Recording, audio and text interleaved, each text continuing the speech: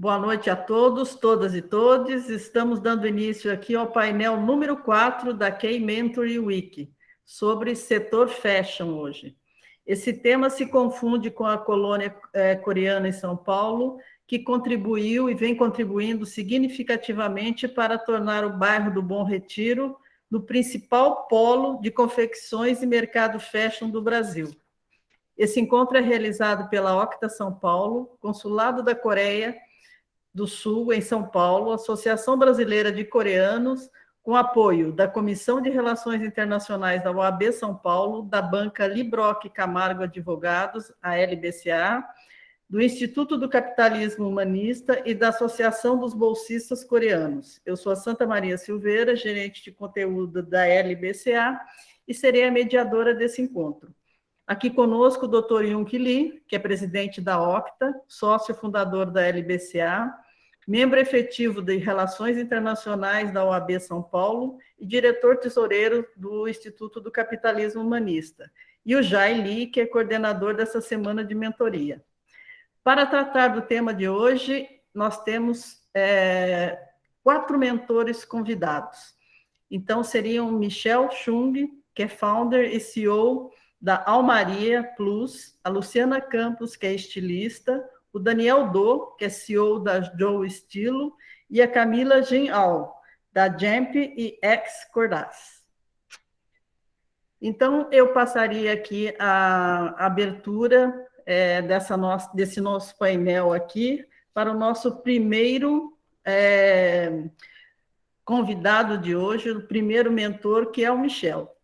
Michel, queria que você pudesse contar um pouco aí da sua trajetória profissional e como é que os coreanos conseguiram construir um verdadeiro império na área de confecções no bairro do Bom Retiro e do Brás. Uma boa noite, seja muito bem-vindo.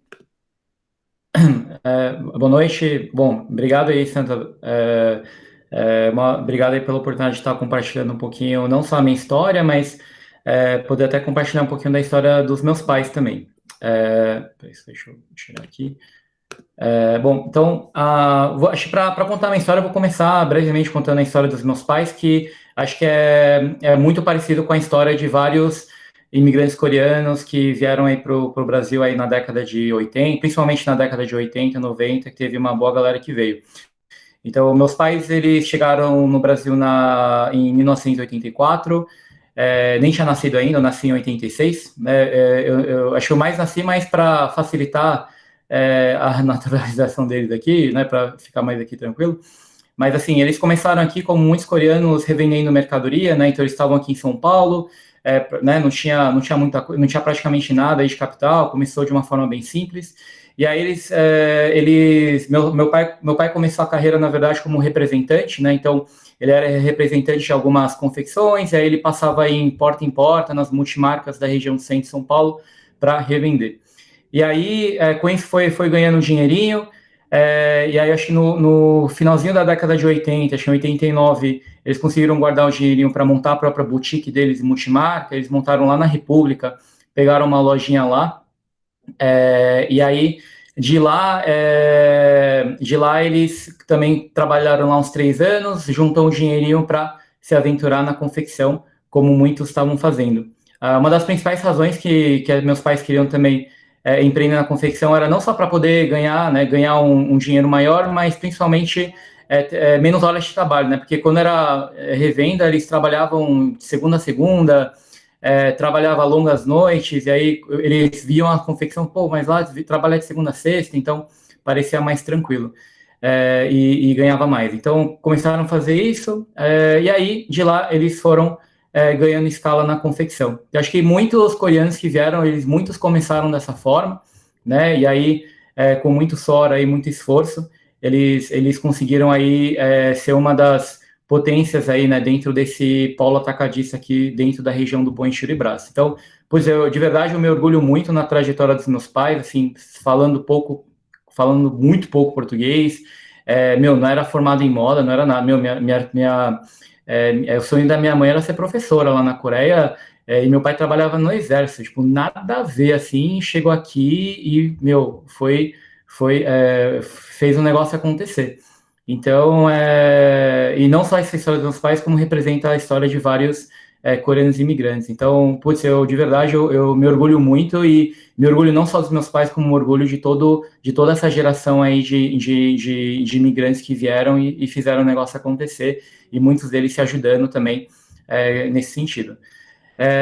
Então, assim, eu tive a oportunidade, então, de, né, ter uma vida boa aí. Meus pais conseguiram dar uma vida boa aí pra gente.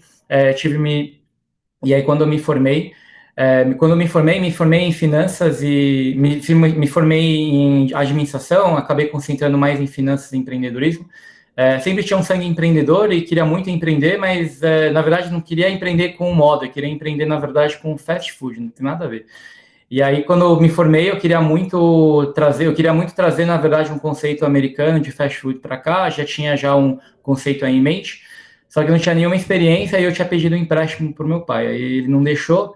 Aí ele falou assim, vamos fazer assim, você trabalha aqui comigo, e aí você trabalha 1 ano comigo, e você trabalhando aqui com 1 ano, ajudando aqui as coisas, eu te faço um empréstimo. Aí eu falei, beleza. Aí a gente fez um primeiro contrato, então eu fiz um contrato interno aqui com meus pais. Eu trabalhava 1 ano, ajudava nas coisas que eles estavam precisando, e aí eles me davam então dinheiro no próximo 12 meses para eu tocar aquilo que eu acreditava que era meu sonho aí poder fazer.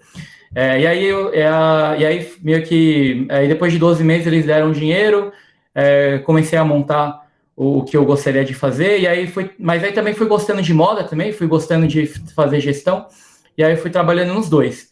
Aí, cara, fui nessa brincadeira até não der mais, né? Aí chegou uma hora, eu falei, putz, ou eu foco em fast food ou eu foco em moda.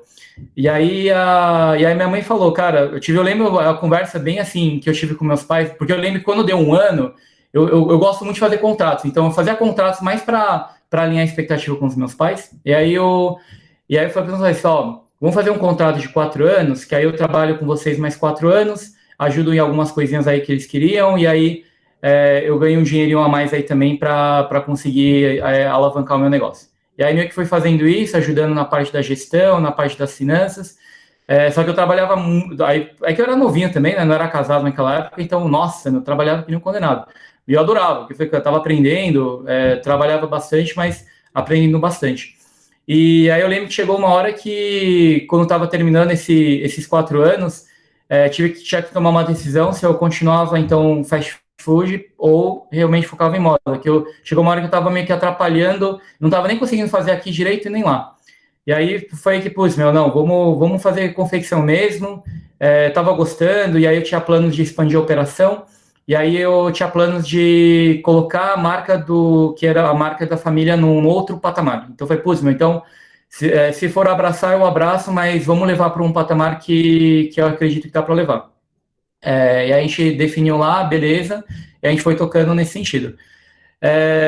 Mas aí eu fui trabalhando com meus pais, acho que, não só falando a parte legal, né, mas assim, não sei quem que já trabalhou com os pais aqui, rolava muito estresse também, brigava pra caramba com os meus pais aqui e ali, né, essa parte às vezes, né, ninguém gosta de comentar muito. E tanto é que chegou uma hora que eu tava com medo de azedar demais o relacionamento, que para mim família era mais importante. Então eu perguntei para meus pais, cara, o que é mais importante para vocês?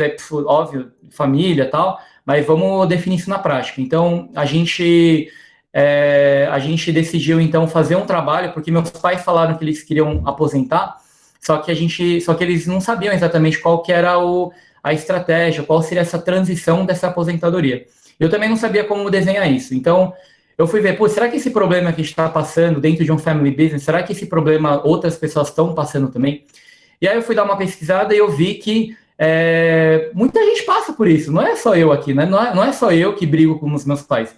Todos os family business, as gerações acabam, sim, né, brigando, tendo essas discussões, e muitas vezes são discussões sadias, né? É importante ter essas discussões, criar, né, divergir para converger.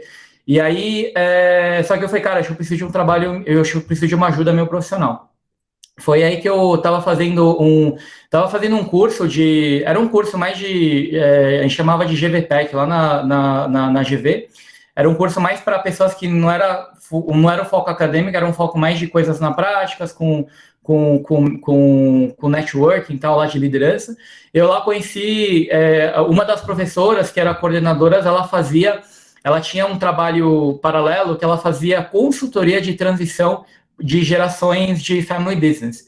E era mais focado ela tinha mais clientes italianos, imigrantes italianos, imigrantes alemães, e ela nunca tinha pegado um coreano. E aí o nome dela é Patrícia. Eu falei, Patrícia, o que você acha? Tipo, vamos fazer alguma coisa aí? Você acha que rola? E aí eu lembro que eu fui lá, expliquei tudo, ela falou, nossa, Michel, acho que o seu caso é bem tranquilo, porque eu pego terceira geração, eu pego assim quando, é o vô que fundou, aí os filhos estavam tocando, e aí os filhos desses filhos já estão grandes, aí um sobrinho envolvido tal, era bem mais complexo. Então, para ela, em tese, era bem mais tranquilo. Só que aí eu fechei a consultoria com ela, a gente fechou. Nossa, demorou pra caramba para convencer meus pais a fazer isso, porque eles falaram, de jeito nenhum vou contar tudo tal. Eles não queriam envolver aí um third party, mas no final eu consegui convencer eles. E foi muito bom, assim, foi bem interessante. Teve, claro, seus prós e contras. O problema é que a gente fazia a consultoria, mas meus pais não entendiam metade do que ela falava, né? E eu também não sou muito fluente em coreano, então fazer um trabalho meio que tradutor. Até tentei convencer meus pais a chamar um tradutor profissional para ajudar na consultoria, mas de jeito nenhum. A última coisa que eles queriam era um coreano ouvir tudo ali, e aí não, aí o cara vai fofocar aqui ali, aí ferrou. Então, mas graças a Deus, assim, cara, demorou, foi muito árduo o processo. O processo de transição demorou 2 anos para a gente poder montar o caminho, não só de transição dentro da empresa, mas montar aí um processo de um caminho aí de aposentadoria para os meus pais. Então, assim, cara, demorou pra caramba, mas de verdade foi muito bom, a gente aprendeu muito com isso. E eu vi que, e aí depois compartilhando com alguns amigos, alguns jovens, eu vi que, nossa, muita gente passa por esse problema também. E algo que, cara, com certeza dá para trabalhar em cima, dá para trabalhar juntos. A gente só precisa criar algumas regras, precisa criar um contexto, né? Criar uma estrutura para que consiga conviver isso de uma forma sadia. Bom, aí depois, beleza, eu fui trabalhando, mas de verdade eu vi que confecção não é para mim. Eu vi que, assim, cara, eu acho que não nasci para fazer confecção. Tinha muita dificuldade em algumas coisas. Eu vi assim que, para mim, eu sempre tive um conceito assim, cara, eu sempre quero colocar uma pessoa melhor do que. Eu sempre quis, como gestor, colocar pessoas que façam melhor o que eu estou fazendo ou alguma operação nesse sentido. Então, eu vi que eu não era o melhor gestor para tocar uma confecção. Sempre gostei muito de inovação, e aí eu percebi que às vezes eu estava inovando coisas lá na marca que nem precisava. E aí eu falei, putz, acho que eu estou colocando talvez a empresa até em risco, tentando inovar coisas que não precisa inovar. Então eu falei, cara, acho que eu não nasci para fazer isso, então eu decidi montar uma diretoria para tocar as coisas aqui na Pianeta. E aí, em paralelo, algumas coisas que, dentro desse modelo de digitalização, de transformação digital que a gente trouxe na empresa, eu vi que eu poderia fazer isso em outras empresas também. Foi aí que nasceu a Almaria. Então, em 2018, eu tomei uma decisão de montar uma diretoria dentro da Pianeta, para eles poderem tocar a operação, ficaria mais como conselho, e de lá eu ia dedicar tempo integral, o meu tempo integral para desenvolver essa startup da Almaria. Foi aí que a gente começou. Então, eu vi uma dor muito grande. Aí, falando mais aqui do meu negócio, do que a gente fez a Almaria, a gente já via aí um problema, uma dor das confecções, que o canal principal, na verdade, o único canal, né? O único canal de venda, de desovar o produto das confecções, era o canal físico, atacado. E aí, muitas confecções tinham essa dificuldade de se digitalizar e começar a anunciar em outros canais digitais também. E aí foi aí que eu decidi ajudar nesse sentido. Então, a gente criou a Almaria justamente para ajudar nisso, e a gente fez um trabalho mais como um conector. Então, através da Almaria, a gente ajuda essas confecções a se conectarem nesse mundo digital, anunciando seus produtos nos principais marketplaces do Brasil. Então, a gente brinca que a gente é tipo o iFood da moda. Então, a gente pega essa galera, né, como essas confecções fossem esses restaurantes, a gente digitaliza toda essa galera, coloca eles dentro desse mundo digital, e aí de lá a gente anuncia os seus produtos nos principais marketplaces, shoppings aí dentro da internet. Então, por exemplo, Dafit, Post House, C&A, Zattini, Netshoes, a gente pega todos esses produtos e coloca nesses canais, e aí uma vez que vende, a gente também faz todo o trabalho de fulfillment, né? Porque a confecção, ela também às vezes não tem braço técnico para ficar enviando mercadoria, essas coisas para o público final. Então a gente também acaba fazendo esse trabalho de fulfillment, de montando a caixinha bonitinho e enviando para o consumidor final. Então a gente acabou fazendo todo esse trabalho, dando praticamente, oferecendo aí um full service, né, um pacote completo para que a confecção continue focando naquilo que ela faz de melhor, que é fazer uma roupa bonita, com um custo-benefício bom, com uma qualidade boa, e a gente faz o resto, que é fazer toda essa parte da distribuição dentro dos canais digitais e fazer os anúncios e fazer vender, né? Então, isso que a gente começou com a Maria para ajudar aí essas marcas a multiplicar suas vendas dentro do mundo digital. Então, então aí que eu me encontrei, né, nesse sentido. Então, assim, uma das coisas que eu, né, que se eu pudesse falar aí para os jovens, que, cara, é muito legal trabalhar na confecção para você aprender gestão, essas coisas, mas acho que entender o que você gosta e se você tem perfil para isso, porque às vezes, se você não tem muito perfil, você acaba colocando a empresa até em risco, né? Porque às vezes a gente acha que, meu pai já está lá 20 anos na confecção, é só ir lá e continuar tocando barco que vai dar tudo certo. E não é tão simples assim, cara. Tem que ver se você realmente tem esse perfil para fazer esse tipo de trabalho. E aí, no meu caso, eu vi que não tinha, então eu coloquei alguma outra pessoa para fazer um trabalho melhor, e aí eu consegui montar aí uma operação que eu acredito que eu possa fazer melhor, né? Então, compartilhando um pouquinho aí da minha história.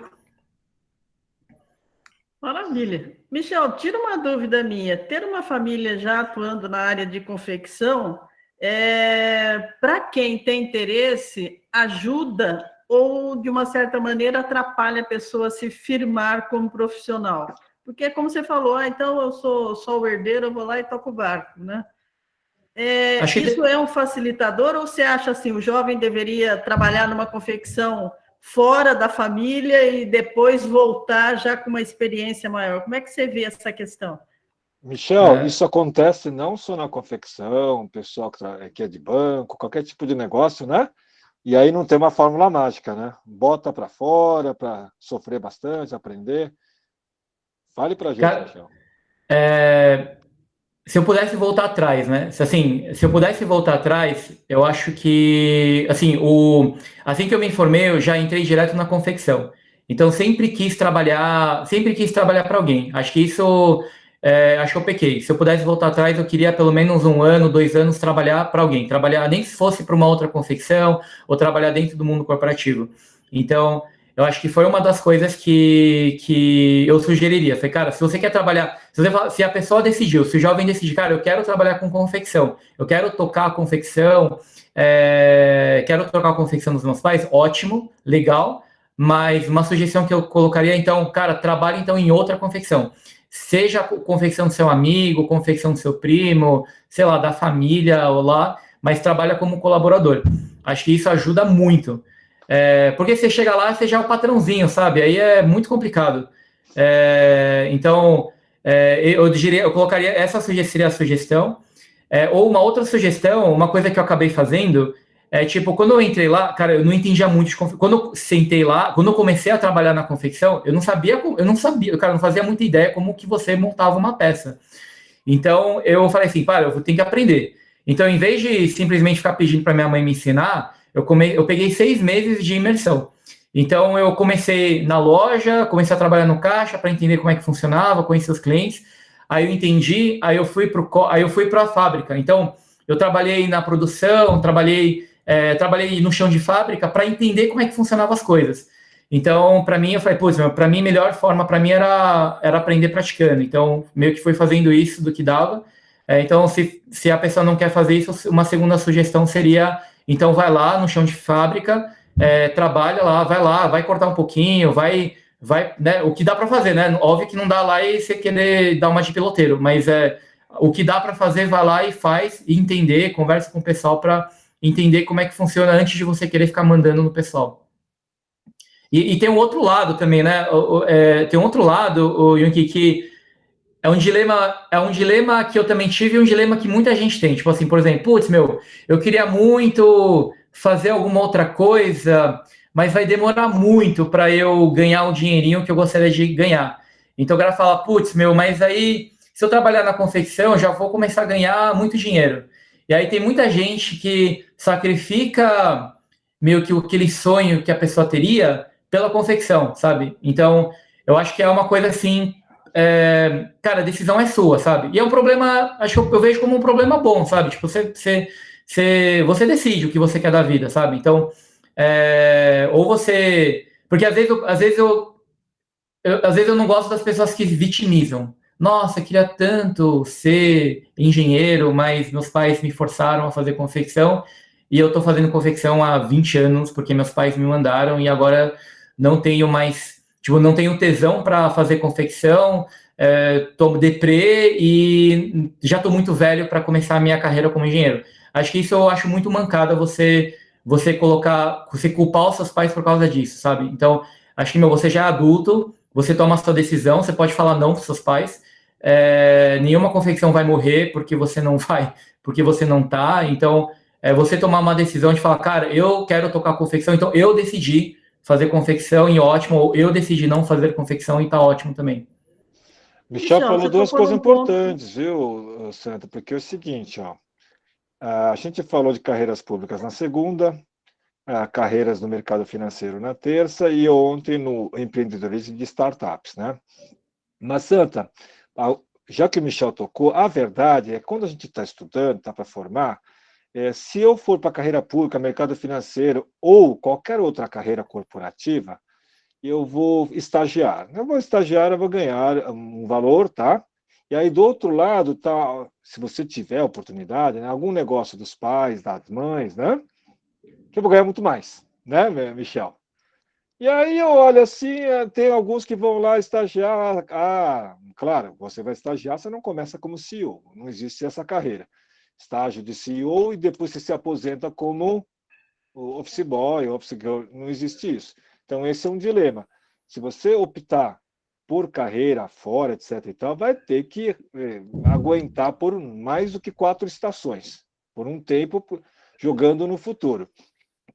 Agora, o que o Michel, aproveitando aqui o que o Michel disse, é muito importante, e acho que hoje é um dia que eu queria falar isso, gente, valorize o negócio dos pais. Seja uma confecção, seja aviamento, seja uma loja de varejo. Então, valorize, porque assumir também é muito bom, ou outros tipos que também tem, na parte de lentes, etc., não importa. Valorize, mas abrace para valer. Acho que a lição que eu peguei do Michel é isso, porque o Michel ele mudou o negócio agora, mas o setor é o mesmo, numa sucessão.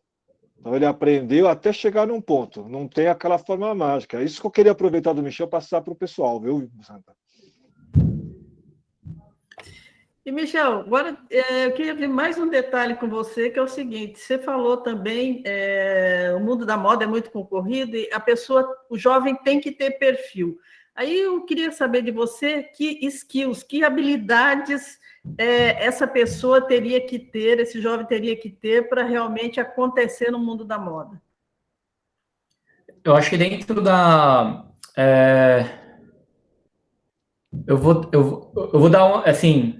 Acho uma sugestão minha que eu vou dar aqui, acho que não é nem conselho, eu vou dar uma sugestão aqui. Porque às vezes, que nem o Jung falou, às vezes o cara não tem perfil para ser.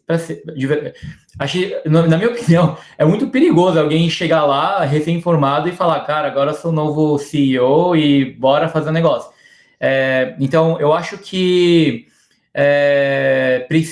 acho que ele precisa fazer tipo um autoconhecimento, e aí qualquer coisa, uma coisa que eu fiz, tá? Eu procurei, uma vez que eu me formei, depois de um tempo eu fiz algumas pesquisas, era tipo meio que como fosse uma pesquisa para entender minha personalidade. Então, quais são os meus skills? Então, eu fiz tipo um teste de personalidade. E aí tem até tem uns gratuitos que você encontrou na internet, e tem alguns outros até um pouquinho mais profícios aí. Então, eu fiz, na verdade, um teste para saber, para entender quais são os meus skills, de fato, para entender o que eu nasci para ser feito. Meu, o que eu sou forte, quais são os meus pontos fortes, quais são os meus pontos fracos. E aí, de lá, eu falei, putz, meu, eu acho que... E aí, assim, quando saiu esse negócio, eu ia ser um péssimo CEO de confecção. E aí eu falei, putz, mano, não dá. Então, eu vou precisar colocar alguém para fazer isso. Então eu olhei e falei, caramba, é verdade, eu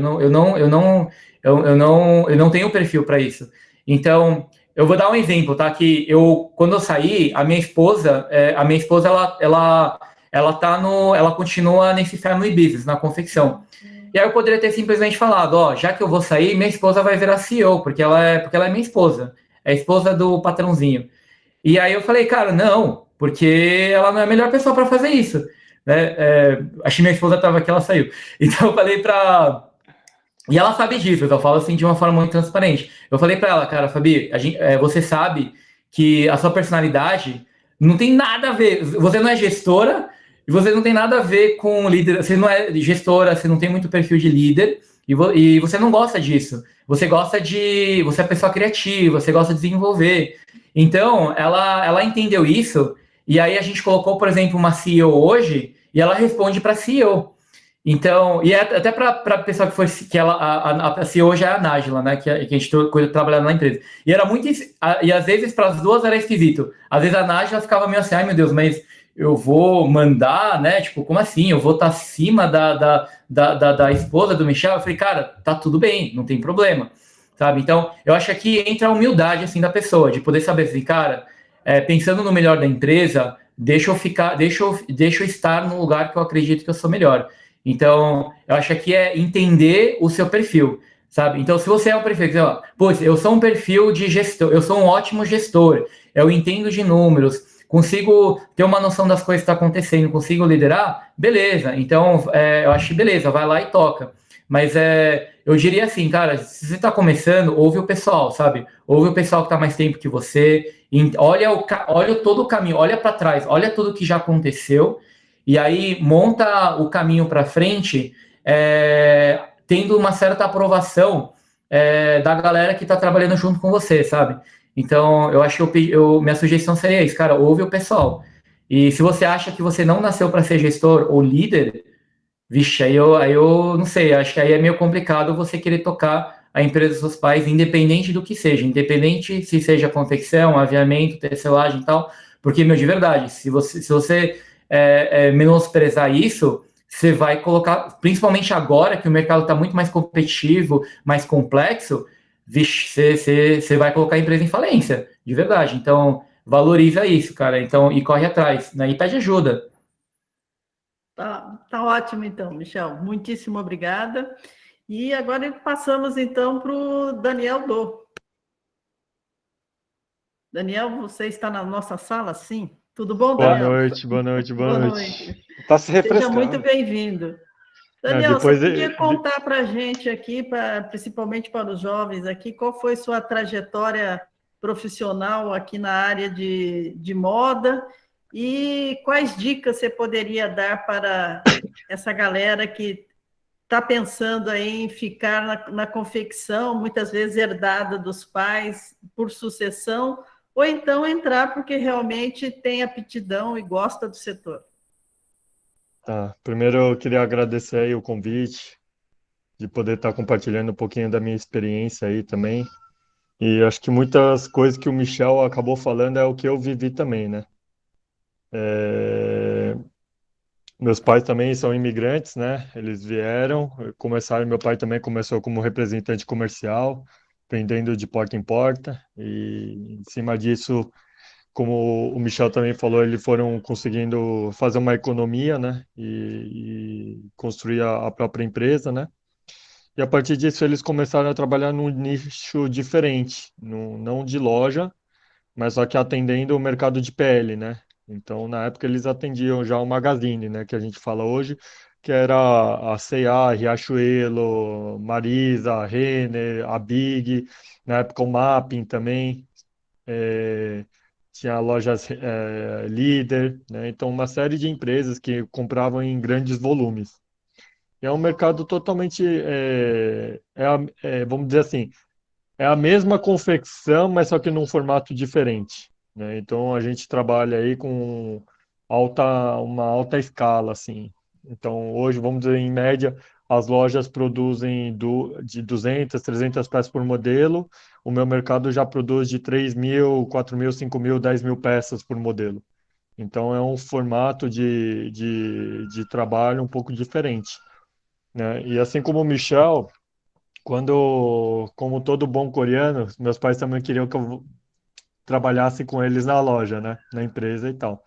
Só que meu sonho era sempre fugir, né? Fugir da confecção. Falei, cara, eu não vou trabalhar com confecção, mas sabe aquele ditado aquele que cospe para cima cai na testa? Foi a mesma coisa comigo, né? Então, eu fui me aventurar no mercado de importação e exportação. Trabalhei por 4 anos na área e o meu pai, ele deu uma migué, né? Ele tinha operado as costas e ele falou, cara, Daniel, não aguento mais, velho. Eu preciso muito da sua ajuda. Eu falei, cara, velho. E o meu pai, ele é bem planejador, né? Para mim, ele já tinha feito isso em mente. Depois de uns 2, 3 anos que eu comecei a trabalhar, eu falei, cara, eu acho que meu pai me já tinha planejado isso, né? Então, assim, eu acabei retornando para a empresa, né? Que eu já ajudava um pouco desde os meus 14. Hoje eu tenho 34. E ajudando ele foi que nem o Michel. Eu precisava entender toda a operação Fabril, né? Então eu comecei ajudando no corte, ajudando na produção interna. Depois eu fui para a operação externa, que era acompanhamento das oficinas. E eu acho que foi mais ou menos no ano de 2000, 2002, começou no Brasil o movimento do trabalho análogo à escravidão. Eu acredito que o Dr. Yun, ele tem a ciência desse movimento que aconteceu, que o Ministério Público começou a ir para cima das grandes marcas também, para buscando a regularização, uma série de questões na época, né? E foi um período que meu pai falou assim, cara, eu não aguento mais, eu vou parar. Não vou mais trabalhar nesse nicho e não quero mais.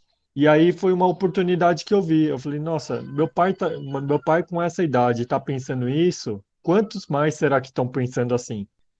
Eu tô com o quê? 22, 24 anos, eu tenho gás, então eu acho que é a minha oportunidade. Falei, pai, eu vou continuar. Ele, cara, não, mas vai ser muito sofrido. Eu falei, cara, mas pai, vai ser um nicho para mim. Pode levar 5, 6, 7 anos, mas para mim eu vou ter muita oportunidade, porque eu ainda vou ter gás que gente quase da sua idade não vai estar querendo mais estar atuando, né? Então, de lá para cá, eu vim num processo de regularização de toda a minha cadeia produtiva.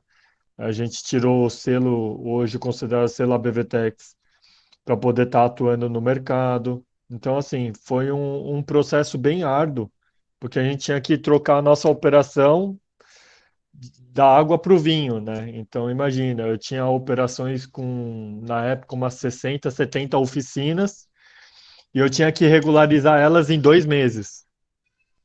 Então, era um trabalho muito grande para ser feito em pouco tempo, né? Então, mas só que foi um trabalho que a gente conseguiu, vai atingir uma meta de 70% na época, né? Muitos aceitaram, toparam entrar nesse novo desafio, nesse novo projeto.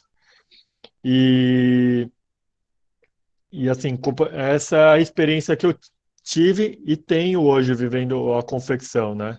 Assim como eu falei com o Maté, a gente troca algumas informações às vezes. Eu sempre busco o meu core do meu negócio, a minha especialização é produção. Então, a gente busca sempre melhorar, cada dia a gente sempre tem o que aprender todo dia, né? Então, hoje eu atendo grandes marcas no mercado, né? Como a Marisa, a gente atende o Amaro, trabalho com o Grupo Soma também.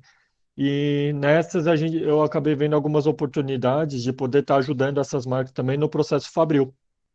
Então, quando as marcas estão abertas, eu vou lá na marca, eu dou uma consultoria de como que eles podem estar otimizando o processo fabril delas para estar melhorando os custos de fabricação e estar melhorando o custo do produto nas vendas, né? Só que esse é o processo que eu vivo hoje, né? Lógico, demorou aí quase 10 anos para eu estar construindo isso e estar vendo essas possibilidades no mercado hoje, né? E assim, se eu falar hoje qual era o conceito que eu tinha de confecção, cara, quando eu entrei era assim, meu, é só tu pegar o tecido, eu corto, embalo e vendo, tá tudo certo. É saquinho, durex e acabou, velho. Se a pessoa vir perguntar quanto é, ó, fala, paga no caixa, escolhe e paga no caixa, tá tudo certo, né?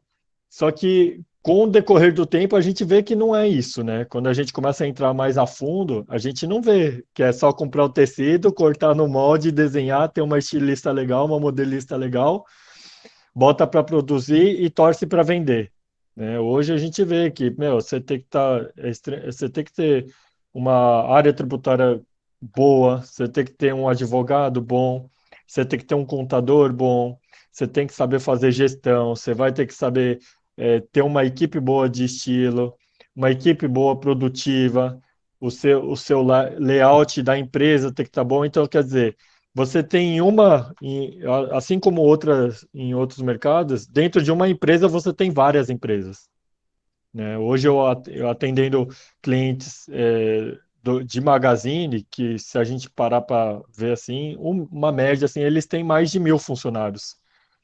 Então, quer dizer, você começa a negociar e administrar várias empresas dentro de uma só, né? Então, assim, falar que confecção é só fazer roupa, cara, vem para esse mundo que, assim, você não vai ter sossego, sabe? Você vai ter diversão e, assim, é uma coisa que eu coloco para mim, como uma regra na confecção. 1 mais 1 nunca vai ser 2. Então, essa é a minha diversão, né? Porque a gente vai brincando e vai fazer, não, isso daqui vai dar certo porque a gente já fez assim. E quando você vai fazer, você acaba aprendendo mais coisas, né? Então, eu acho que uma coisa que eu quero compartilhar aqui para as pessoas que já atuam no mercado, ou que não atuam, ou atuam até em outras áreas, é sempre estar disposto a ouvir, e em cima disso você está disposto a planejar.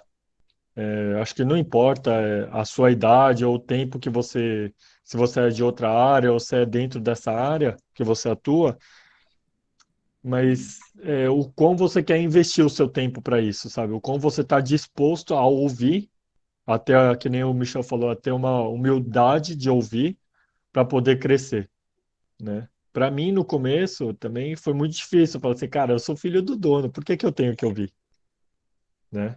Mas acho que com o decorrer do tempo, eu falei, cara, eu tenho muito mais para aprender com o pessoal da empresa do que eu tenho a ensinar, né? Então, acho que foi a partir desse momento que você começa a falar, cara, eu preciso escutar todo mundo, porque eu tenho várias empresas aqui dentro que eu consigo, meu, ter o meu nível, assim, como empresário, um nível alto, né?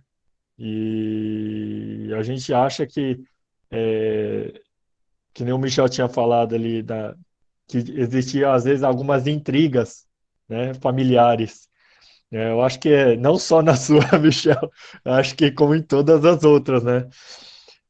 Acho que na minha época a gente gritava e saía correndo e torcia para o pai não pegar. E torcia para ele não chamar os outros funcionários para vir atrás de você.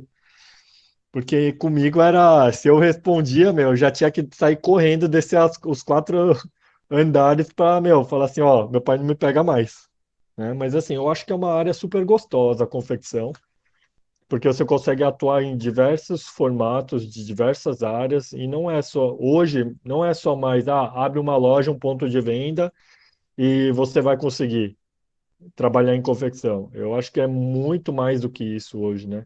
O Michel também, a gente vê o formato de trabalho dele, o trabalho também que o Maté faz, que a Camila faz, que eu já ouvi um pouco dela também. Assim, há diversas formas de você atuar hoje no setor de confecção, né? E, Daniel, eu queria saber de você se você poderia detalhar, então, para quem está acompanhando a gente aqui, esse nicho do processo Fabril. No que consiste? Qual é o passo a passo dele? O Daniel, só um minutinho. O fenômeno no ano 2000, que o Daniel se referiu, é quando não bastava você estar dentro do seu corpo 100% regularizado. Quando você foi atribuído a responsabilidade, né? Isso. Essa era uma responsabilidade que você tinha pela terceirização e quarteirização.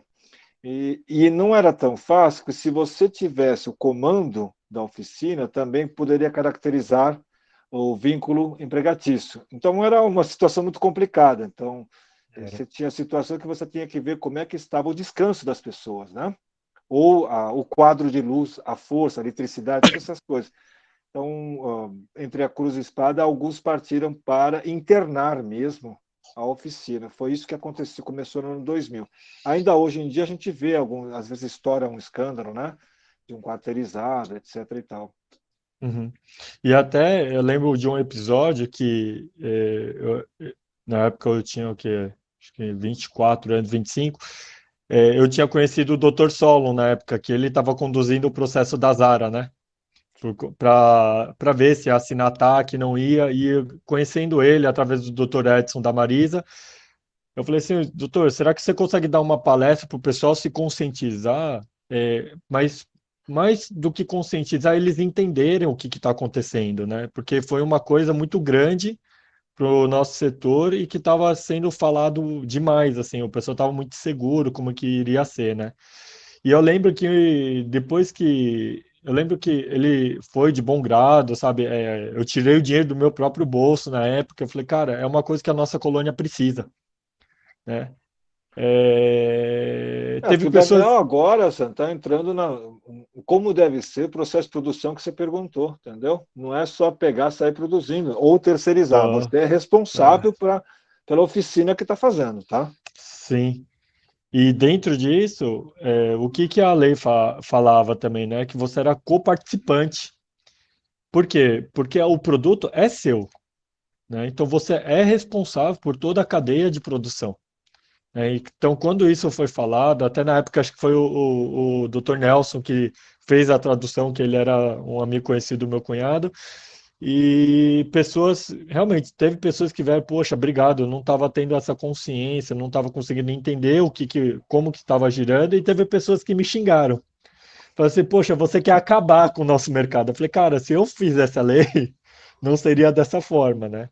Mas voltando um pouco nesse processo fabril, hoje, a gente não se preocupa mais só com cortar e costurar, né? Hoje a empresa ela tem que ter a responsabilidade, a conscientização de toda a estrutura, né? Não só a parte da CLT, mas só que a estrutura física, né? Se não existe hoje, como gostam de falar sobre o trabalho análogo à escravidão, que eles analisam muito a parte estrutural, as condições humanas que se tem para o trabalho, né? Então, hoje a confecção ela não é só responsável por cortar, costurar e vender e fazer um modelo bonitinho, né? No mercado que eu atuo, a gente também é responsável em fazer toda essa parte da gestão. Tanto é que eu tenho um auditor interno só para fazer a auditoria dentro dos meus terceirizados, vamos dizer assim, né?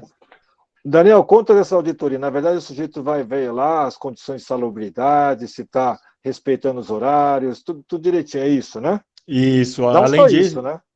não só isso também, a gente tem que ver se os salários foram pagos em conta bancária, se estão feitos em dia, se os impostos estão sendo pagos em dia, nas entrevistas com os colaboradores de cada oficina, se eles estão argumentando se está tudo certo ou se não está, se o dono, no caso da oficina, estaria conduzindo bem, né, a parte do departamento pessoal, a parte de bons tratos também com os colaboradores, né? Também um exemplo, hoje, depois com a pandemia também, o que se perdeu muito foram as oficinas não conseguindo mais pagar os impostos. Então a gente tinha que dar o suporte para elas, orientar elas, como que poderia ser feito, porque elas têm um conceito às vezes de falar, meu, eu tenho que mudar para ontem. E não, e é um processo, né? É um passo a passo que você vai fazendo e que não se estrutura da noite para o dia, né? Muito bom. Não, Perfeito. eu sinto muito orgulho de vocês, porque ano 2000, você lembrou, eu fui lá, fui convidado lá no Ministério do Trabalho, no Ministério Público do Trabalho. Não era a minha especialidade, mas acho que viram com... Ó, chama aquele asiático lá, meu, parece que ele é coreano. Olha, no que puder eu vou lá ajudar, né? E parecia sem solução à época. É, E seria sem solução para gerações dos nossos pais. E aí essa sucessão é que é importante. Eu tenho, assim, muito carinho pela confecção, porque foi assim o ganha-pão da família, tá? Primeiro com loja de varejo, como o Michel colocou, depois meus pais arriscaram no atacado, tá? Eu só não segui porque eu não levava jeito nenhum. Eu achei que é o seguinte, se eu ficar lá, eu vou quebrar tudo. Eu, assim, eu vou procurar, aí eu falei, vou procurar alguma coisa para fazer, deixa com o meu irmão mais velho, que ele está tocando bem. E fora os pais, as brigas todas que a gente falou, Sandra, tem os irmãos também, irmãs, né?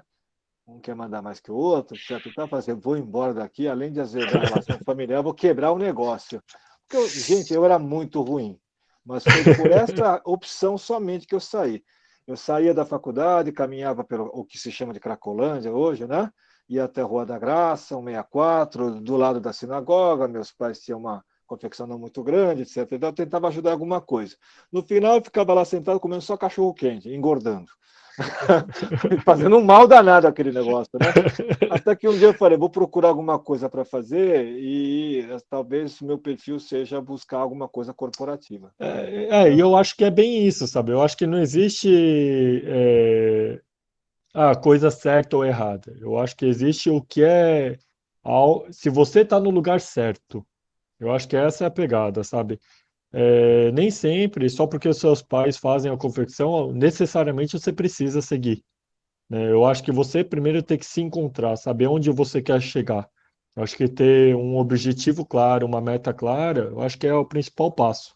É você ter clareza do que você quer da sua vida, sabe? E outra coisa, independente de onde você quer atuar, é você sempre ficar atento às oportunidades, que nem no meu caso, eu me atentei meu pai não querendo mais seguir no mercado por conta das novas exigências que o meu mercado hoje exigia. Eu falei, cara, para mim vai ser uma oportunidade daqui para frente, porque muitos já têm a idade do meu pai. Porque eu ia nas reuniões de todos os fornecedores de magazine, os caras, tipo, eu com 24 anos, o pessoal já tava com 54, quase 60, olhava para mim e falava assim, meu, o que que você tá fazendo aqui, rapazinho? Que esse moleque tá fazendo? Falei, Era assim cara, mesmo. Tá? meu, foge daqui, o que que você tá fazendo aqui? Eu falei, cara, você tá desistindo, vai ser uma oportunidade para mim. Então, eu acho que fica muito atento nessas coisas, sabe? Porque, assim, são coisas que, assim, elas passam muito rápido. E nessa que passa, você fala, meu, a oportunidade está vindo. Às vezes o resultado não é de um ano para outro, do dia para noite, sabe? Você vai construindo que hoje você fala assim, cara,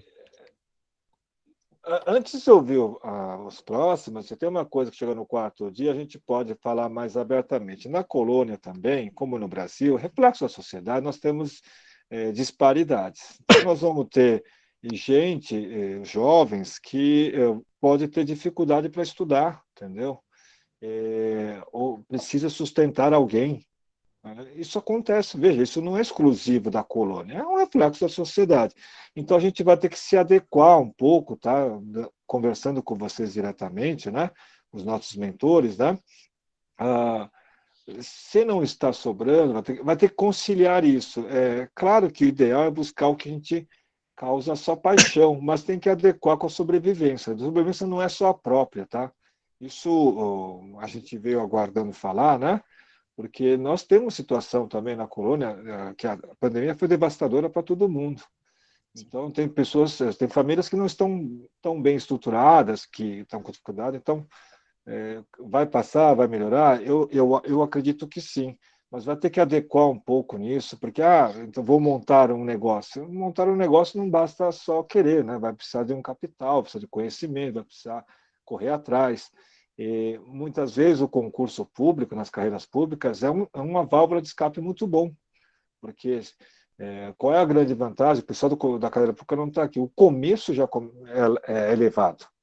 Se você for numa carreira corporativa, normal, para você chegar ao começo de uma carreira pública, são 10 anos de diferença. Ou seja, por isso que você faz, a gente falou ontem de aceleração, mas é nesse sentido. Eu queria falar dessa mensagem, acho que hoje, chegando no quarto dia, é importante a gente encarar algumas realidades, né? Santa, jogo para ti aí. Então agradeço ao Daniel aí, que explicou para a gente, então, 2 coisas fundamentais que o jovem tem que ter: saber ouvir, planejar e fixar metas. Então, eu passo agora, então, para Camila Ginal. Camila, conte-nos, por favor, qual é o seu percurso profissional aí, quais foram as dificuldades e facilidades aí que te ajudaram a consolidar aí você enquanto profissional de moda. Boa noite e bem-vinda. Boa noite, obrigada. Primeiro, né, obrigada pelo convite aí, como todos falaram também. Eu não vou repetir, acho que a história similar que o Michel contou, o Daniel cantou dos nossos pais, eu acho que é uma história bem parecida para todos e muito honrosa de se admirar mesmo, dos nossos pais, e eu posso falar hoje com mais propriedade disso, né? Eu acho que eu sou uma pessoa muito fora da curva da galera da colônia, para ser sincera. Eu tenho 30 anos, né, nasci em 91, e me formei na SPM, e na SPM eu acabei, alguns amigos na época estavam estagiando, eu acabei estagiando na Microsoft, então eu entrei no mundo de tech, na verdade, direto assim, e depois da Microsoft eu fui para a Movile, que é a dona do iFood, né, como todos devem conhecer o iFood, e dali eu decidi que eu queria mesmo era partir para publicidade online, acho que era nova e achava o Instagram o máximo, o Facebook o máximo, e eu queria trabalhar com isso, sabe? Então eu queria chegar um pouco mais perto. E foi nisso que eu comecei a trabalhar no LinkedIn, na verdade.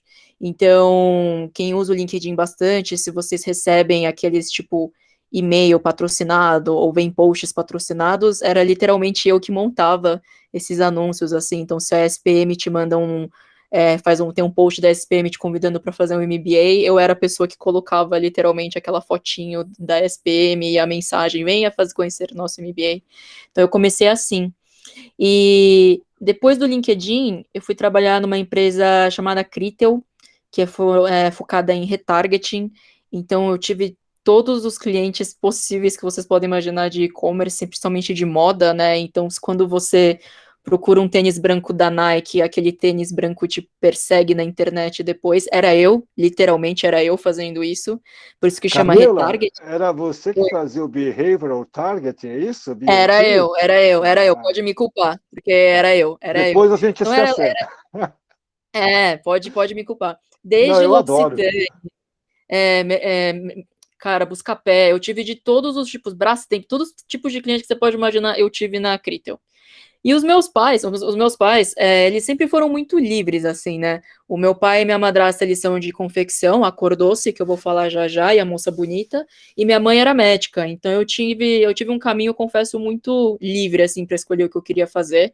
Eu queria ser médica atrás, e o meu pai até ficou um pouco desapontado quando eu falei para ele que não queria mais ser médica e queria tentar, sei lá, ver minha vida, né? Porque era uma coisa muito mais não certeira, assim. E aí, nisso, o meu pai, né, falando dele, o meu pai, ele sempre ia, essas empresas grandes, né, tem um escritório super bonito, todas essas coisas que vocês veem direto, né, até em filme, e é verdade, tem os escritórios com todas as comidas e tal, e tinha aqueles dias que eles falavam, tragam seus pais, a gente vai mostrar o escritório, a gente vai falar o que vocês fazem, tentar explicar, né, para os seus pais que são mais velhos, o que vocês fazem aqui. E o meu pai ia em todos, até que no da Critel, nesse, né, que eu perseguia vocês na internet, o meu pai virou e falou assim, é isso que você faz? Aí eu falei, pai, é isso que eu faço. Ele falou, acho que eu tô com medo de você um pouco, que acho que ele se tocou um pouco do tanto que eu conseguia saber, né, do comportamento dele na internet. E 2, ele começou a conversar comigo sobre eu trabalhar na Cor Doce, na Moça Bonita, para realmente começar o e-commerce, né, focado no mercado varejo, que, como a maioria de vocês devem saber, o Bom Retiro é mais reinado pelo atacado mesmo, né? Como a maioria dos meus clientes eram e-commerce, eu ganhei um background muito grande técnico do e-commerce, então como saber mexer no básico de VTEX, Magento, essas coisas que são plataformas grandes de e-commerce, né? E aí eu conversei com ele, eu falei, claro, vamos tentar, e Fiquei lá quase 3 anos com eles, aprendi muito, eu acho que eu não passei tanto pelo processo de fabricação como o Daniel e o Michel, no caso, desde o começo, porque o meu foco foi muito implementar o e-commerce e implementar um mínimo de marketing também. Então, assim, começar a fazer posts patrocinados, melhorar a fotografia, a parte de criação, foi mais o objetivo mesmo do que participar do resto, desde a parte administrativa financeira para criação no sentido estilo, né? Eu raramente, para ser muito sincera, participava da fábrica, essas coisas, porque o meu trabalho era muito mais focado nessa digitalização, vamos dizer, um pouco, né, da empresa.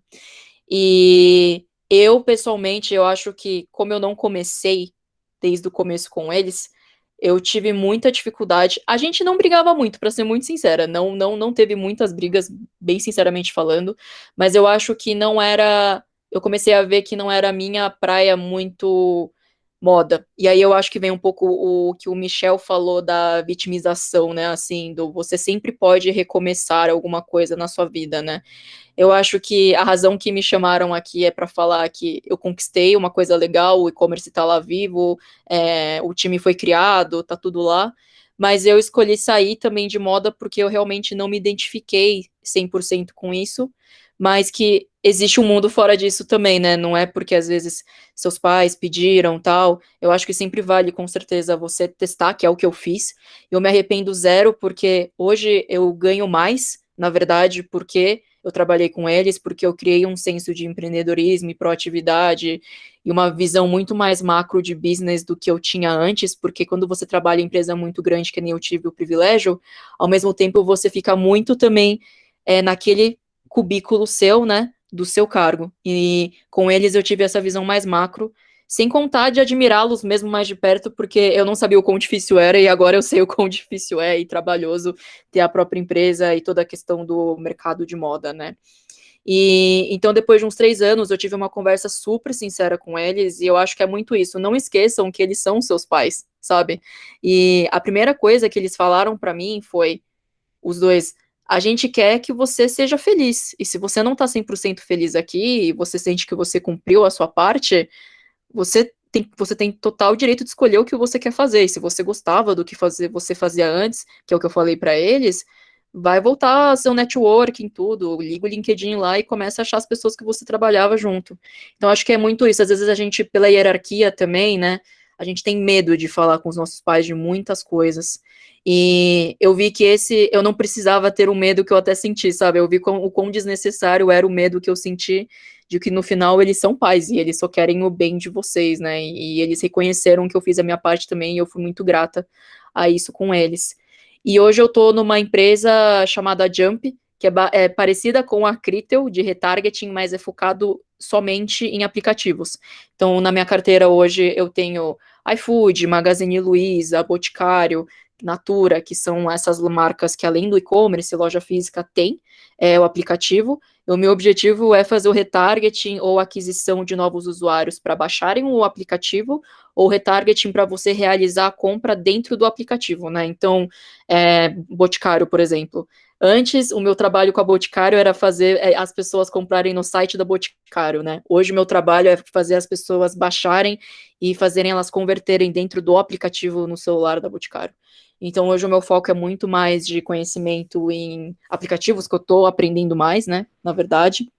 E está sendo um conhecimento bem rico para mim, assim, porque era um mundo que já tinha começado na época que eu saí do meu último emprego CLT, e até na Cordoce a gente implementou aquele Vest, que é uma das plataformas que um pessoal coreano tem, de tipo um catálogo online, né, que dá para fazer via aplicativo, dá até para fazer compra também. As clientes gostaram bastante, porque a gente colocou em uma plataforma só todas as fotos, né, então elas conseguiam fazer uns pré-pedidos. Então essa parte do atacado eu ajudei na época, sim.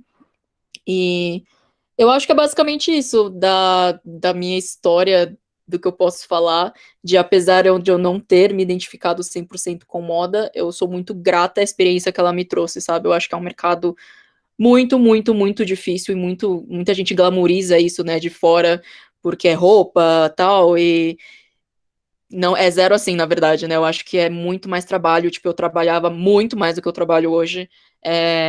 Não que eu trabalhe pouco, claro, mas, assim, é um mercado que você tem que estar muito, muito antenado e, não sei, é constante mudança como tecnologia, assim.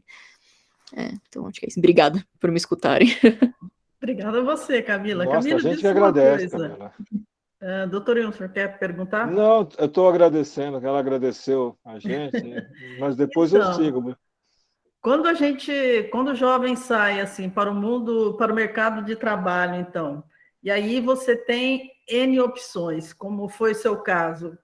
Qual o caminho? O caminho é a experimentação? A gente deve seguir essa intuição interior aí para tentar experimentar e saber para que lado ir? Com você foi assim? Foi muito, porque eu, na verdade, na época que eu estava na faculdade, nunca passou pela minha cabeça trabalhar na confecção. Até por, eu tenho 2 irmãos mais novos, né? Nem nos meus irmãos mais novos, vou ser bem sincero, os meus pais fazem essa pressão. Eu acho que eu vim de uma família um pouco mais abrasileirada, vamos dizer assim, com algumas coisas. E nem eles cobram. É claro que eles falaram que né, sentem minha falta, porque claro, eu era um braço super confiável, né, que trabalhava muito mais, porque era meu também. E meus irmãos a mesma coisa. Mas assim, eu acho que eles me deram essa liberdade muito grande de testar mesmo. E eu acho que o estágio, se eu tô falando de pessoas que ainda estão na faculdade, é a melhor coisa. Acho que a coisa que eu menos me arrependo foi do estágio, porque o que eu entendi no estágio foi, o que eu me arrependo, na verdade, eu comecei a estagiar tarde até. Eu comecei, tipo, no final do 3º ano da faculdade, o meu curso eram 4 anos, né? Eu teria começado na metade do 2º, ou já no 3º de cara, porque aí acho que eu teria feito uns 2 estágios, pelo menos, tipo, 1 ano cada e visto. Claro, se eu tivesse gostado, eu teria continuado em algum, mas eu acho que foi uma parte que me fez entender que eu gostava daquilo. Eu sempre, desde criança, gostei de tecnologia. Não era um clichê, apesar de ser um clichê, né, essa coisa do glamour de Google, da vida e Microsoft. Eu, na verdade, desde criança gostei. Meus pais viam isso mesmo em mim. E acabou casando de eu conseguir isso lá na época da faculdade. E eu acho que é isso, testar mesmo e não ter medo. E não ter medo de ser honesta com eles também. Eu tive muito medo, muito tempo de ser honesta com eles, por causa de todo essa questão cultural.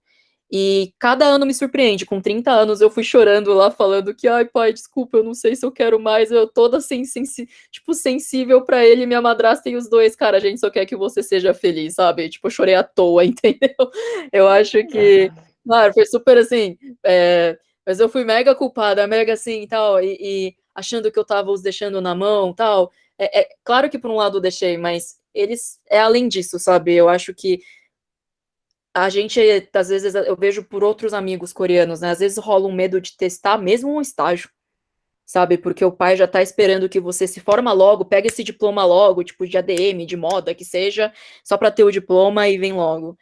E conversa, acho que sentar para conversar, quando você tem ainda 20 anos, ele não vai fazer tanta diferença você fazer um estágio 1 ou 2 anos, sabe? E depois mostrar que tem um potencial de você crescer numa carreira se você gostar. A loja não vai sair dali também, sabe? Eu acho que foi isso. Hoje eu vejo, para ser muito sincero, o caminho de raras pessoas, mas eu vejo um problema contrário. Pessoas que não tentaram, depois de um tempo ficaram, um pouco como o Michel falou, né? Ficaram um pouco desapontados ou desmotivados com o tempo todo que ficou, e ficou tarde porque eles não criaram um currículo corporativo para tentar testar outras coisas, e o mercado é muito difícil de você entrar depois, quando você já tem uns 27, 30 anos, né? Vamos supor, você começou direto e com uns 26, 27, é difícil, eu não vou mentir. Então, por isso que eu acho que se você deixar um estágio no seu currículo já ajuda muito, sabe? E isso a maioria consegue fazer.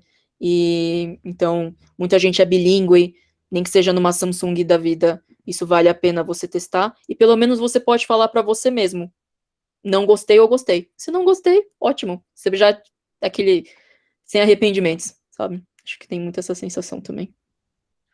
Ô, Camila, eu vou querer aproveitar um pouco dos seus conhecimentos de BOT, né? Claro. Essas coisas todas, né? Não, porque eu acho importante essa parte da trajetória, da experimentação, e mesmo o seu, vamos dizer assim, um não a fashion, tem tudo a ver com o fashion, porque veio da família e você ajudou um pedaço, etc. e tal, né? E também porque o nosso fashion precisa disso, ainda mais com essa pandemia. que persiste a não ir embora. Está Sim. na Delta, desceu para o Lambda, não sei se você sabe, Lambda é a peruana. Aí o meu conhecimento do abecedário grego termina no Lambda, tá? Não sei mais qual a próxima, vou ter que dar um Google também. Aí você estava falando que no atual trabalho, né, você agora a métrica ou o esforço é para que baixe o app, faça as compras no app, etc. e tal, né? Eu quero jogar esse reflexo aí na vida dia a dia e tentar amarrar no fashion, tá bom? Uhum. Eu sou um heavy user de todas essas coisas, apesar de ser velho, tá? Porque eu acho uma comodidade. Você está muito mais para comprar, mas tem um momento que eu estou começando a achar que está tendo um exagero de apps. Uhum. Olha meu celular aqui, ó, os que mais usam, não usam, cheio de apps, né? Etc e tal. Se apareceu o marketplace, aí eu estou perguntando se tem algum movimento no mercado. Tá? Se apareceu o marketplace para reunir, etc e tal, porque eu gosto de marketplace, porque no fundo, ele é um comércio. Sim. Você tem lá uma ponta vendedora, eu até brinco nas aulas que eu dou, na pós-graduação, olha, marketplace é o conceito abstrato do mercado. O que era o mercado? Era um local onde se encontrava o comprador e vendedor usando um meio de troca. Ou o produto mesmo, ou um produto monetário, a moeda, que nada mais é que uma fidúcia, um símbolo de confiança. Beleza, estou lá. Só que agora todo mundo quer jogar para o app porque a rentabilidade é maior, vamos ser claros, né? E eu vejo esse. Não tem alguma coisa de marketplace? Eu estou viajando, tá, Camila? De apps, Imagina. alguma coisa? Sim. Para facilitar a vida do usuário, tá? É muito app agora. Não, eu acho que não. Eu acho que é mais uma visão do mercado pós-pandemia. O que acontece? Eu acho que cada vez mais os nossos celulares vão ficar cada vez melhores, com mais memória, essas coisas, para a gente ter mais esse poder mesmo de ter dentro do, né, do aparelhinho o máximo de aplicativo que a gente puder. Porque eu acho que o que aconteceu com a pandemia, que nem você falou, o relacionamento mudou, né? Por exemplo, a Farm. A Farm eu baixei esses dias o aplicativo. É péssimo. Vou ser bem sincero, é péssimo. Mas é irônico, né? Porque no aplicativo da Farm, com o código da vendedora, você tem 10% de desconto e frete grátis. Se eu vou na loja e quero comprar com a mesma vendedora, que é do código, eu não tenho esse frete, eu não tenho esse 10% de desconto que eu tenho no aplicativo. Eu posso experimentar a roupa lá com ela e depois eu não pago, acabo não comprando na loja porque eu não vou ter esses 10% de desconto, mas eu vou ter no aplicativo, né? E quando se fala de marketplace, tipo de um exemplo muito claro para mim que é da minha vida, minha mãe era dermatologista, né? Então eu sou muito ligada no skincare desde criança. E é muito difícil por exemplo, La Roche ter a própria loja dela e competir com uma época cosmético da vida, uma beleza na web, que são esses marketplaces grandes. Porque eles, já no próprio site, o e-mail marketing deles é absurdo, todo dia tem 10, 15%, ou você ganha R$50 se você gasta, sei lá, R$200, uma coisa assim, desconto absurda. Aí você entra no app, são mais benefícios também. Então, eu vi que as marcas elas viram que elas começaram a perder para marketplace, então elas estão criando o próprio sistema delas e elas estão tentando coligar o omnichannel cada vez mais. Eu acho que é isso que está acontecendo hoje, é ligar esse físico com o online, né? Seja no computador, seja no seu celular. O que você falou é legal, porque eu fui comprar umas coisas da Adidas, né? Uhum. Agora, porque eu estou de paletó, que sou disfarçando, estou com moletom embaixo, obviamente, né? Olha, só que essa pandemia esgarçou todas as minhas calças de moletom. Até para ver produto assim na loja, porque é muita variedade, né? Sim. Aí, no final das contas, eu sou um experimentador, fiz lá uma pesquisa dos marketplaces, etc. e tal, alguns específicos. Quando eu falo específico marketplace, Magazine Luiza, para mim, já transmutou para marketplace, né? Sim, No total. final, eu caí no app da Adidas mesmo. Estava com descontão melhor, assim, que nem você falou. Pega esse código, eu adoro um código. Aí eu Então, queria tentar perguntar para você, né? Nós temos o Michel, que tem, vamos dizer assim, um marketplace, ainda que conecte com outros marketplaces, né? Aí tem o Daniel, que na parte de produção, vendendo o negócio todo. Tem alguma coisa assim, porque assim, apps para as nossas confecções é muito, muito difícil, né? Porque vai precisar de maior, né? Era isso que a curiosidade. Na verdade, estou perguntando porque eu não sei de nada, tá, Camila? Imagina. Mas o que eu vejo mais do que porque os marketplaces, eles já saíram na frente, independente do tamanho deles, eles já saíram na frente no digital, no geral, né, tanto em site de desktop, e eles são sempre os primeiros a fazer qualquer coisa quando se trata de aplicativo também. Quem que tá começando a fazer agora os próprios aplicativos são esses grupos, Grupo Soma, Grupo Arezzo, o próprio Grupo Arezzo, com aqueles Ezemol, né? Por quê? Porque ele viu que ele tá perdendo para uma Shop Together da vida, né? Na própria marca dele. Então, porque a Shop Together, como ela tem um portfólio de produtos muito grande, ela consegue talvez dar ela consegue brincar com a margem de lucro, né? Margem de preço dela muito mais do que o Arezzo sozinha consegue. Então, na verdade, se eu te falar de aplicativo em si, o que cresce mais para mim é finance, porque que aí não estou entrando em moda, né? Vem mais clientes de finance e de até beauty, como eu estou falando agora, né? E marketplace nível Magalu e iFood do que moda. Moda é um nicho que a gente está vendo ainda que eles não sabem nem como mensurar as coisas direito. Na verdade, o mercado de aplicativo eu já entendi que é muito difícil mensurar e o brasileiro ainda está aprendendo muita coisa. Mas moda em si, tá sendo bem difícil, bem difícil mensurar. E até abrindo o jogo, assim, porque agora já não é mais segredo, né, para minha empresa e tal, eu vou mudar de emprego, é recente, mas eu vou mudar de emprego em outubro para uma empresa chamada AppsFlyer. Ela é israelense e o trabalho deles é mensurar tudo isso. Então, se você procurar no Google depois AppsFlyer, apps de aplicativo Flyer, ela é a maior empresa do mundo hoje de mensuração e atribuição de eventos de aplicativo. O que eu quero dizer com isso, né? Então, todo o seu caminho dentro de um aplicativo, abri a home, fui numa categoria de vestido, depois coloquei o vestido no carrinho, como fosse um site, ela tem que ser mensurada. E o que a AppsFlyer faz é conseguir montar tudo isso no seu aplicativo para você saber até onde o usuário foi, e depois você consegue cruzar também com os dados do seu site. Então, o aplicativo da Arezzo, que eu vou cruzar com os dados do meu site, né? Quantas pessoas entraram no carrinho no site da Arezzo, quantas pessoas entraram no site mobile da Arezzo, essas coisas, sabe? Você cruza todas essas informações e, claro, veio de um post do Facebook essa pessoa, veio de um post do Instagram e a gente começa a aumentar, né, loucamente essa ramificação. E a gente prevê, eu entrando lá, que é começar a trazer esse tipo de cliente para lá, que é moda.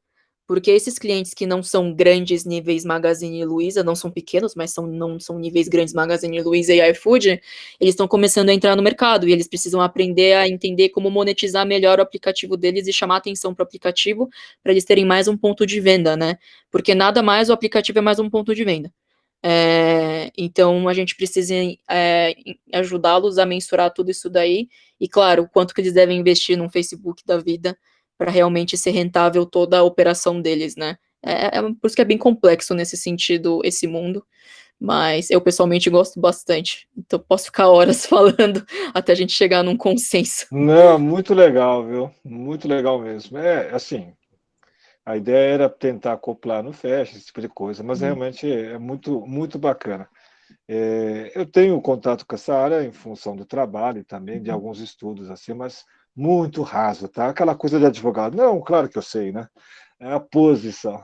Santa, segue aí. Camila, então, boa sorte aí no novo Obrigada. emprego. Parabéns. Mas é curioso mesmo, porque com o mundo da moda não tem um diálogo mesmo com esse outro mundo, né, dos aplicativos. Será a bola da vez, viu?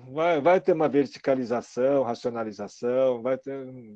vai acontecer, mas cedo ou mais tarde. O Jaime está aqui. Se os grandes bancos falaram que precisa de condições de igualdade para competir com a fintech, né, o Jaime? Eu pensei que não ia estar vivo para ver um negócio desse. Bom, então, obrigada, Camila. A gente teria mais uma mentora, que é a Luciana Campos, mas ela teve um imprevisto e não está presente. Então, agora a gente vai abrir para os debates. Quem quiser fazer uma pergunta aos nossos 3 mentores aqui, então levanta a mão para a gente organizar a fila. Então, o debate está valendo, gente.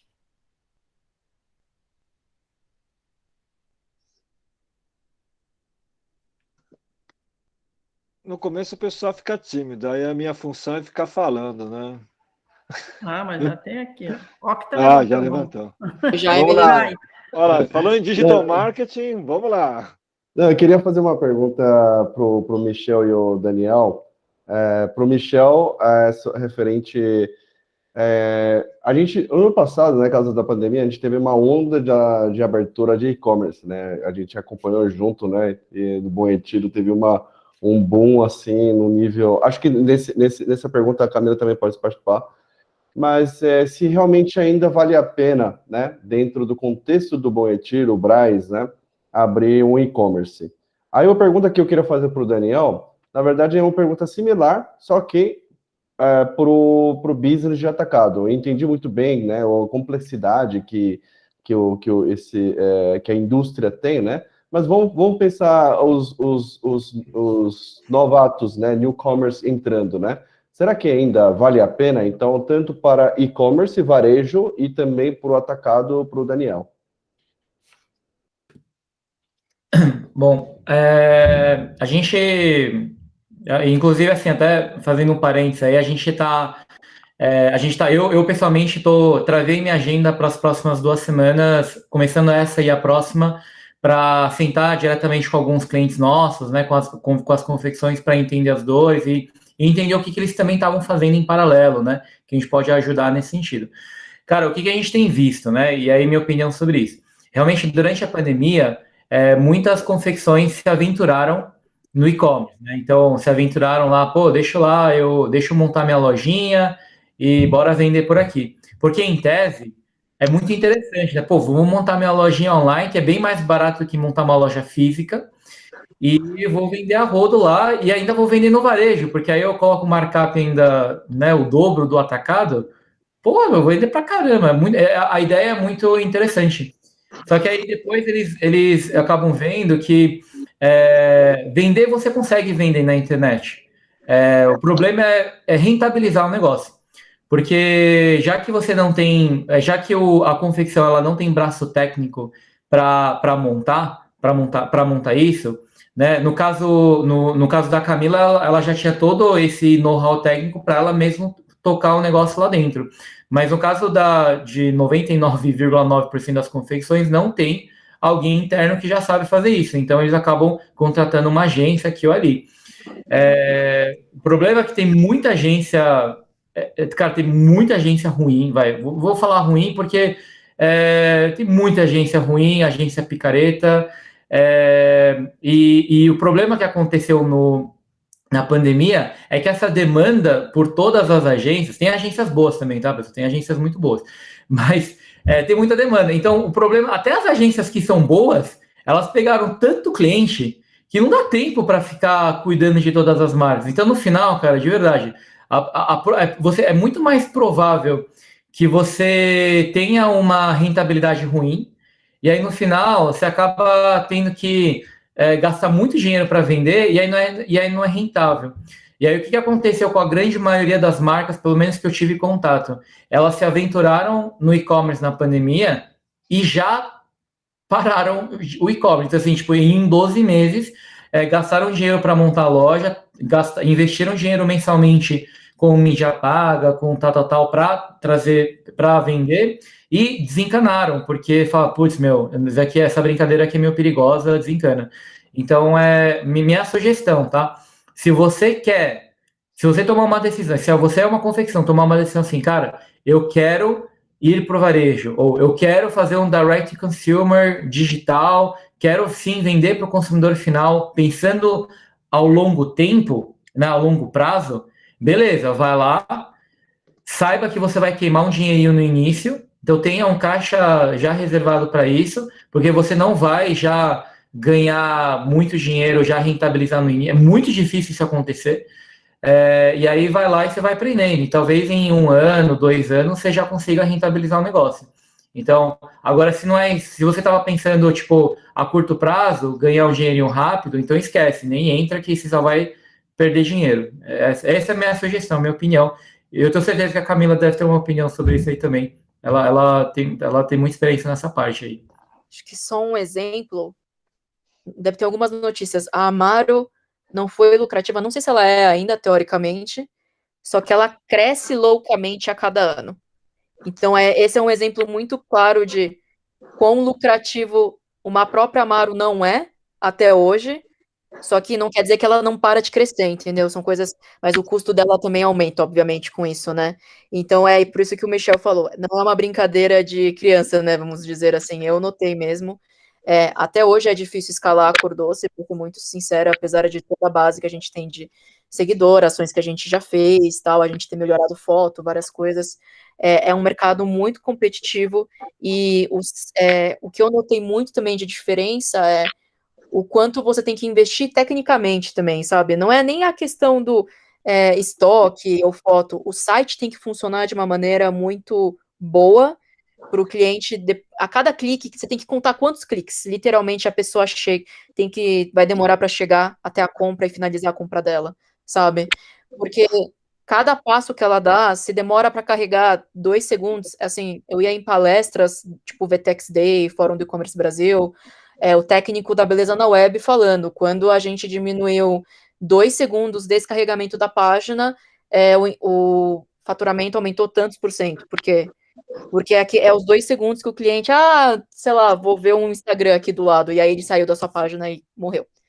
Então, eu acho que fica essa, não é para desanimar ninguém, não é essa a questão, mas eu acho que a resiliência tem que ser bem grande, porque é o que o Michel falou, você tem que ter um fluxo de caixa guardado para isso mesmo, e ter paciência de que não vai ser amanhã, que nem muita gente acho que tentou com a pandemia mesmo, vou vender online, e o retorno não é tão simples. Então, eu acho que vale muito estudar esses casos, até de casos tipo Amaro, para saber como que eles estão hoje, para você ter uma ideia do quanto tempo pode demorar para isso. Acho que é isso do meu lado. Na parte que a Camila falou da Amaro, hoje eu venho atendendo a Amaro e eu venho entendendo quão complexa é a operação deles. Para vocês terem uma ideia, assim, o desenvolvimento deles não passa de uma semana, no máximo 2, vamos dizer assim. Eles têm, no máximo, 3 provas para o line dele, não deu certo, pula para outro e vai. E assim, às vezes eles me mandam correção para eu corrigir de um dia para o outro, ou me dão 2 dias só para corrigir, para poder fazer a prova para aquilo lá poder virar. Então, a partir da prova, eu já tenho que mandar peça foto, sim. A estrutura para se manter um e-commerce, ela às vezes não é tão aparente, né? Mas só que a estrutura que se tem por trás, ela é muito grande. É um investimento muito alto mesmo. Que nem a gente pegando o caso da Amaro, que acho que é o que mais se destaca assim, na parte do vestuário hoje, a operação dela também, ela já foi vendida diversas vezes também. Teve vários tipos de investimento em cima da Amaro também.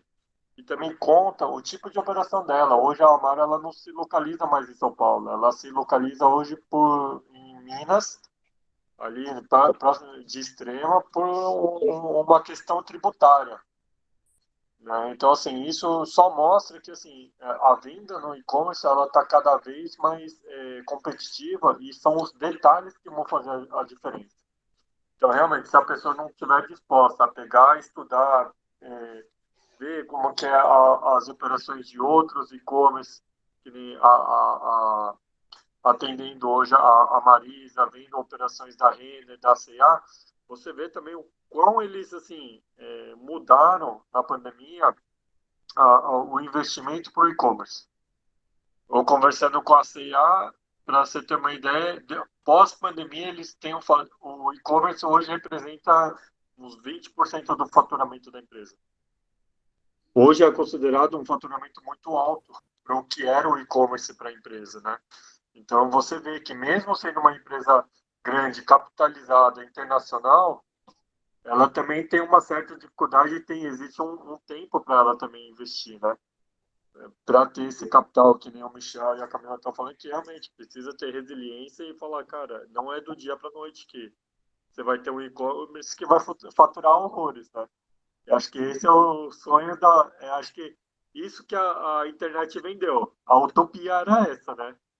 Era o Eldorado de todo mundo. Mas só que existe um caminho para chegar até esse Eldorado, né? Bom, então temos aqui a Giovanni querendo a palavra, é sua.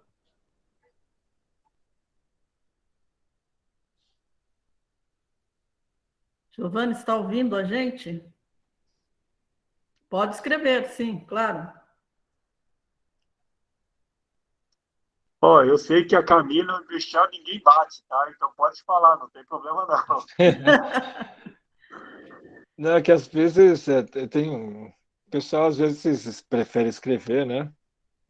Agora, tira uma dúvida. Quando vocês falam e-commerce, vocês estão incluindo o marketplace ou não? Porque hoje em dia se divide um pouco.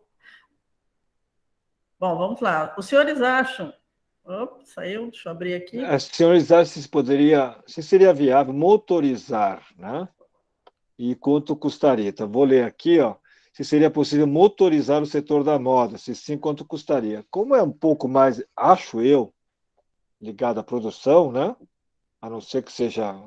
Se puder, Giovanni, especificar mais um pouco da motorização, eu estou pensando que seja da produção, né? Eu ia jogar para você, Daniel. Eu acho que é automizar, né? Isso, produção mesmo. Desculpa, Giovana. Eu compreendi que seja a automatização da confecção, é isso? Da parte da produção. Deve ser lato sensu, né? Eu acho que existe hoje diversas tecnologias que ajudam vamos dizer, modernizar, tá, o processo de produção. Mas só que você sempre vai estar precisando da mão humana. Não tem, porque você precisa do operador.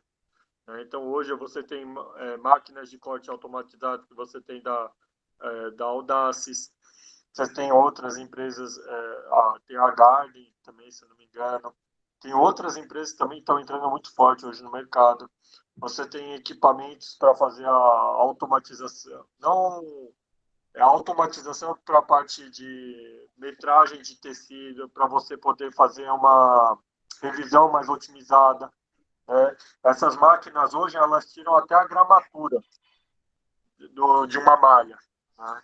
Então, assim, você tem muita tecnologia. Hoje eu sei que tem o sistema RFID também, que você consegue utilizar para você fazer o controle do seu estoque de peça já pronta, mas também de tecidos para a sua produção. Hoje, com o sistema também que tem da Audace, eu vou falar da Audace porque eu uso a Audace. Depois eu vou pedir a comissão para eles. Que eles fazem o quê? Você consegue otimizar o consumo da peça. Isso acaba influenciando também na precificação do seu produto. Então, vamos dizer assim, se você consegue otimizar 1% do consumo daquele produto, aquilo lá ou você repassa para o seu cliente, para você ser mais competitivo, ou você consegue otimizar a sua margem de lucro. Então, assim, a otimização da cadeia de produção, hoje ela é muito mais simples, né?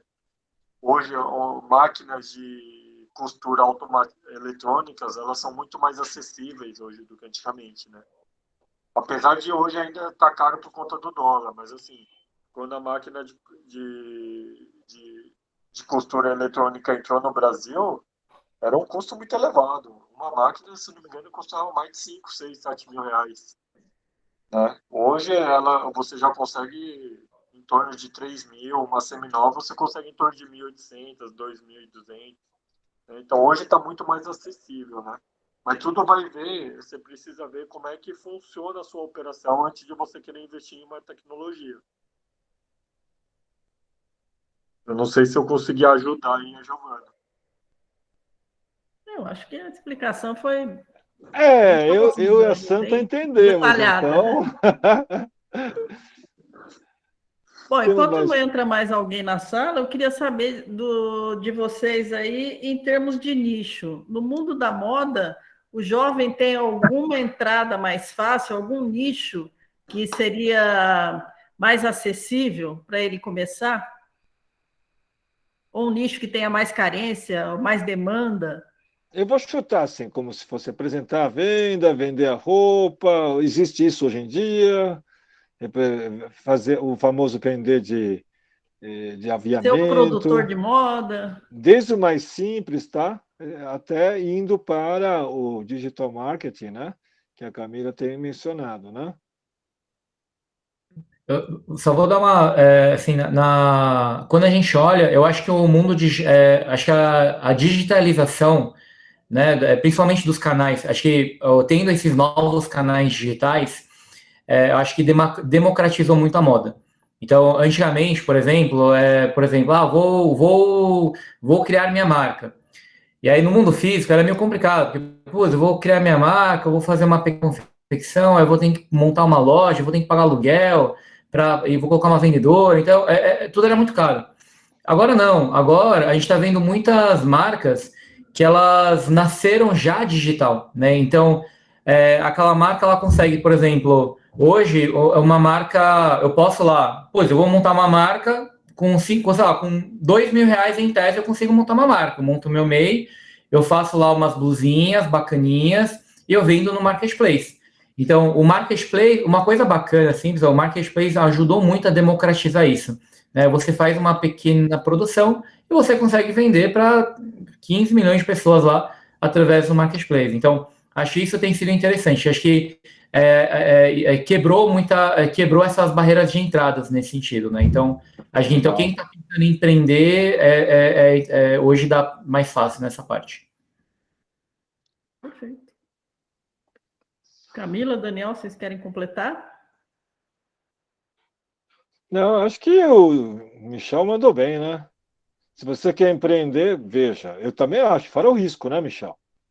Se der errado, é aquilo lá que você perdeu. Se você abrir uma loja física, na hora de você fazer o phase out, né? Gente, para fechar tem custo também, não é só fechar vai embora, né?